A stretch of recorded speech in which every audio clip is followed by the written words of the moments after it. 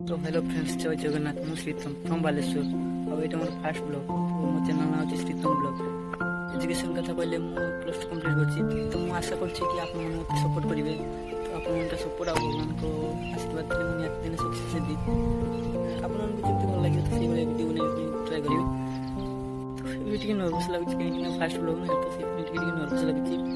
ତ କ'ଣ କହିବି ଜାଣିପାରୁନି। ତ ବହୁତ ଦିନର ଇଚ୍ଛା ଥିଲା କି ବ୍ଲଗ୍ ଭିଡ଼ିଓ ବନେଇବି, କି ଇଚ୍ଛା ନାହିଁ, ଏଇଟା ଗୋଟେ ଡ୍ରିମ୍ ଥିଲା।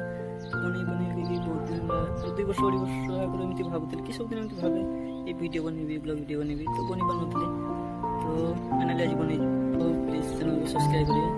ଏ ଭିଡ଼ିଓରେ ଏତିକି କହୁଛି। ତ ଦେଖାହେବ ନେକ୍ସଟ ଭିଡ଼ିଓରେ।